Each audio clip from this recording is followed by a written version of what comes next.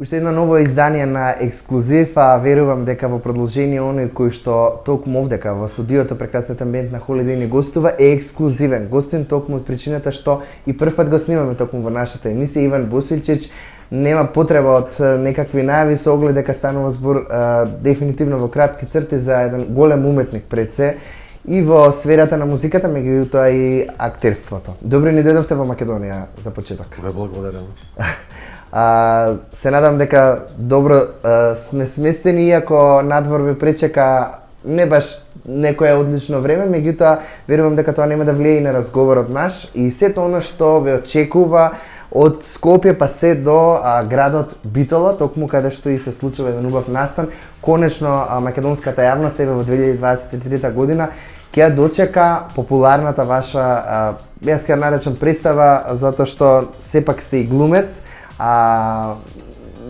самиот почеток на настаните, односно сето она што ќе се случува таму, верувам дека публиката ќе очекува од вас многу повеќе со оглед на најавата која што ја видовме, она што се случуваше и во Србија, наше вече. Па еве за почеток, зашто станува збор како проект, со оглед дека барем за нас прв пат овој проект го гледаме кај нас. Хвала на позиву за разговор. Мени ова киша ништо не смета. За мене Македонија значи сунце. Пред свега због људи. Затоа што овде сваки човек кога сретнем и кога познаем е сунчани човек и увек се радуjem да доđem како у Скопје, тако да у било кој други град, било кој други дел. Макар и проći кроз Македонiju мене освежава. Наше вече je jedan program, pa da, ja isto volim da kažem da je to predstava, da je to muzička predstava koja je satkana od poezije i muzike koju svi znamo. To je muzika ovih naših prostora i jako je bitno da pevamo zajedno, jako je bitno da se sećamo pevača koji su tu muziku pevali, jako je bitno da pevajući tu muziku na sceni pohvalimo one koji su još uvek među nama, da im tako javno kažemo da je njihova muzika divna i da se divimo i da volimo da koristimo njihovu muziku, da se radujemo. Isto važi i za stihove. Ima tu i pesnika koji pripadaju prošlom veku, u našim prostorima, nekih svetskih pesnika. Međutim, svako ko je došao da vidi ovu predstavu, shvatio je da je to jedno autorsko veče, zato što je kontekst i to kako se muzika prepliče sa poezijom, da je to zapravo možda jedinstveno na ovoj našoj večeri. Mnogi glumci govore poeziju, mnogi pevači pevaju, ali ono što je najvažnije da svako od nas to radi na svoj način. Така, сега на најавата реков дека нема потреба од некои големи објаснувања со оглед на тоа што велат човекот, односно делата зборуваат за човекот. Навистина огромен број на серии, филмови и сето она што барем досега се има случено во вашиот живот.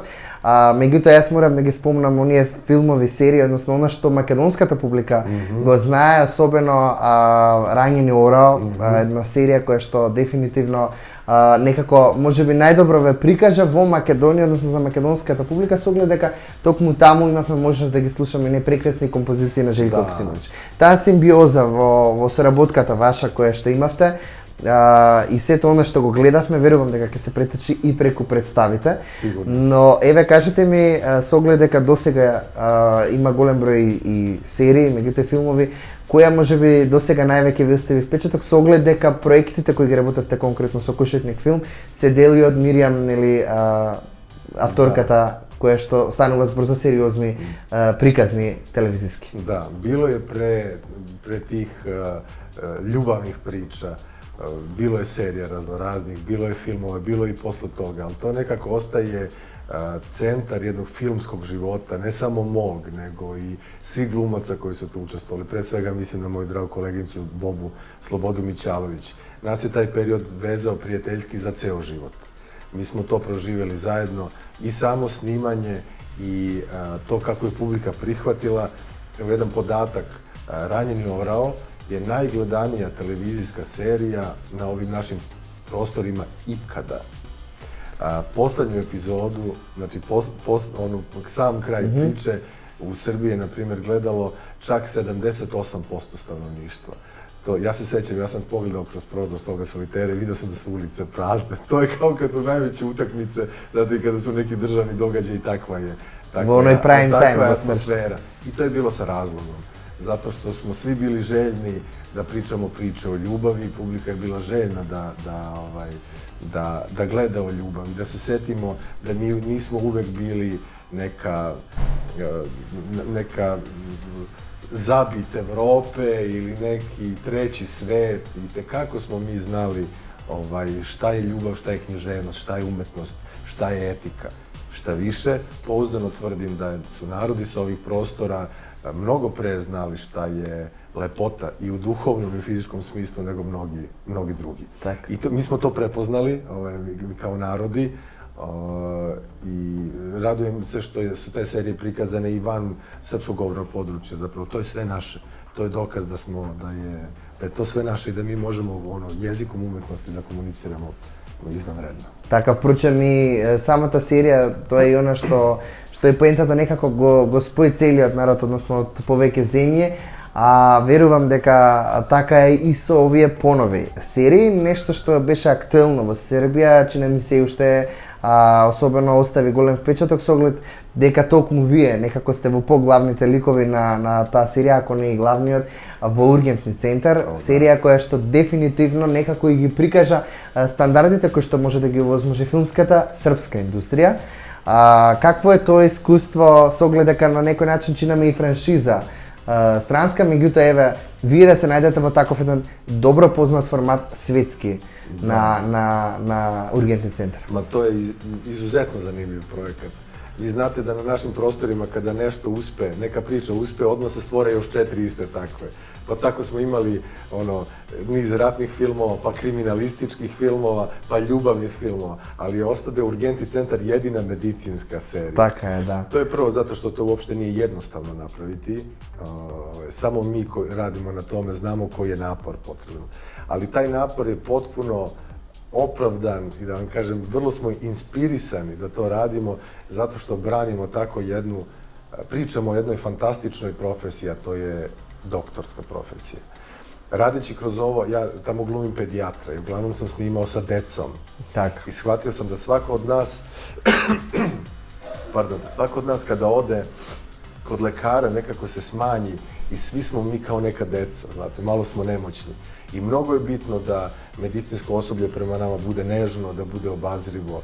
Mi govorimo u slavu tih ljudi, mi snimamo tu seriju u slavu tih heroja. Naročito ovih prethodnih godina videlo se koji su to heroji. Niko od nas nije mogao da zažmuri pred takvom borbom u ovom periodu koji je iza nas. Mi smo sada, upravo pre 2 dana smo završili snimanje nove sezone, to je najveća sezona, ona će trajati 100 epizoda.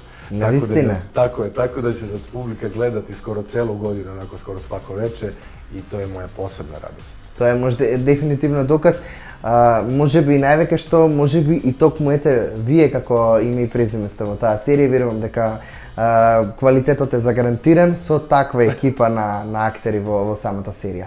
Хвала ти, да. Последниот период, односно изминативе години сте цело време некако на релација Србија-Русија и верувам дека тоа е некако од поглавните прашања кога и да се појавите, особено во српските утрински емисии. Доста ве гледам како чест гостин на наши колеги, меѓу кои и Јовано Јаксимовиќ. Импозантни ми се тие разговори кои ги следам ваши и она што тековно го правите за само една година. Има ли слободно време, Иван, за фамилијата и сето на што го очекува, иако морам да потенцирам, верувам, мислам дека јавноста добро знае со кого живее. Да. Веровали или не, dok nisam počeo da radim u Rusiji i dok se nisam razdvojio na kratko od svoje porodice, nisam se tako dobro organizovao. Neko bi rekao, vidi sad je čovjek otišao u inostranstvo, mora da leti avionima, ali ja tek sam sad uhvatio svoj život u ruke. Tek sada dovoljno sebi slobodnog vremena obezbeđujem i tek je sad to pravi balans. Nekako kad ste kod kuće, kad ste u svom gradu, čini vam se da sve možete, pa sat po sat vam oduzimaju i prođe ceo dan da se vi ne vidite sa svojima. To što se vidite uveče i što spavamo u istom domu, to zapravo, kako kaže, je velika vara. Tako da sam ja počeo onako ozbiljno cele dane, čitave nedelje, mesece da odvajam za svoju porodicu. Kada radim, kada odmaram, kad smo zajedno i ono što je za mene velika privilegija je da budem sa mojim devojkama, sa našom ćerkom Ninom i sa mojom suprugom Jelenom. Ne propuštam ni jedan Jelenin koncert. To je meni, ja sam i pre nego što smo mi stupili u brak i pre nego što smo bili momak i devojka, ja sam bio Jelenina publika i divio sam se tom njenom radu. I ja toga neću da se odreknem, da vam kažem, mogu ja da budem suprug još 3 puta, ali ja, kada sam na koncertu, ja sedim i slušam i uživam u svojoj ženi kao u umetnici i uživam u toj muzici. Tako da za to treba, stvarno onako treba to obezbediti. Drago mi da sam u tim godinama, da i svojim saradnicima mogu da nametnem svoj ritam i da kažem sad radim, sad ne radim i svi to poštuju. Znate, kad se pomene porodica, to svi ispoštuju. Така е, сега ја спомнавме и Елена Томашевиќ, тоа е една силна причина и важна да навистина биде прогласена дефинитивно за национален уметник со оглед на таа промоција која ја направи сите изминати години, меѓутоа некако велат круната на кариерата е она да се случи со твојот најголем можеби идола и оној кој што најмногу го следиш и во текот на кариерата, односно токму на Елена Томасевиќ, иако сега зборуваме не е со нас во присуство во моментов, меѓутоа би сакал да ја слушнаме и вашата страна и како сопруг, меѓутоа и како уметник, што сето тоа значи да се застане на сцена, пред се на домашната сцена, со оглед дека во Србија се случи тоа, па потоа и во светски рамки со еден голем Андреја Бочеле. Да. Што тоа за вас значеше лично како сопруг пред се? Прво, тоа е за нас, као за породицу била велика радост. Ja kao umetnik već godinama posmatram iz drugog ugla kako Jelena radi. Ona radi vrlo obazrivo i ona vrlo bira sa kim radi, često po srcu, manje po umu, nekako ne ume da dobro isplanira, ali srce je nepogrešivo kod nje i ta istina koju ona nosi u sebi. I ja sam se zapitao u jednom momentu, Bože, živimo u vremenu koje je onako hiperproduktivno, svaki mesec pevači izbacuju pesme, a moja Jelena čeka svoje prave pesme. I zapravo, drago mi je što je u svojim najboljim godinama doživela takvo razrešenje toga svoga puta. Znači, šta nam je pokazala ta situacija? Ipak ne treba žuriti. Ne postoje propušteni vozovi. Kad vam neko kaže propustio si voz ili kao ne, to je propuštene šanse, ne postoje propuštene šanse. Šanse treba dočekati zdrav i dočekati otvoren da ih prepoznaš i da budeš spreman za njih u tom trenutku. Evo, ona kao pevač je mogla da radi desetostruko više svih ovih godina, ali je pitanje da li bi njena želja za radom i dalje bila takva, da li bi taj glas tako sijao, da li bi ona bila tako lepa i dalje lepa i u duhovnom i u fizičkom smislu. Ona je u svojoj najlepšoj zrelosti dočekala susret sa Andrejom Bocellijem i verujem da su svi vidjeli taj nastup, ako ne na televiziji, ono na internetu. To je stvarno bilo veličanstveno da smo svi bili ponosni što smo njeni savremenici. Ja prvi jesam. Često i kolege malo kritikuju da bi trebalo da češće, više, brže, međutim sada su svi zaćutali. Tako je. Zapravo je to bilo mnogo značajno za nju, mnogo inspirisalo, to će se čuti na njenom novom albumu. Ta saradnja sa Andrejom Bocellijem je odvela i u Abu Dhabi na jedan veliki svetski koncert. Ja sam prisustvovao tom koncertu, to je bilo isto čarobno, isto kao u Beogradu. Ima još nekih najava, tako da ostaje nam samo da gledamo kako se taj jedan veliki lep put razvija, a ono što moramo da priznamo da ona kao umetnik čuva sebe i svoj talenat na najbolji mogući način. Da je zapravo da je taj njen put mnogo zanimljiv.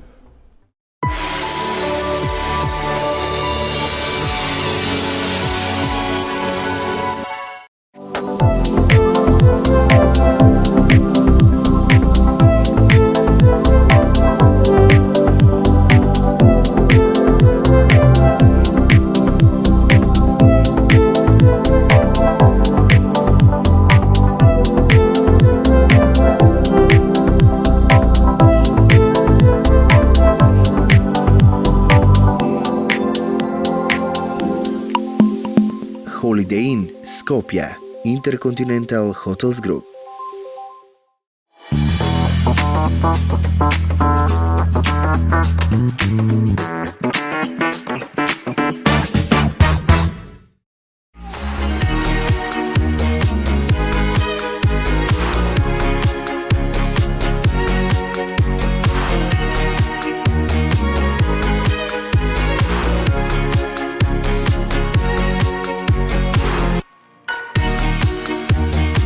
Започнија твојата нова модна приказна во Sigma Fashion.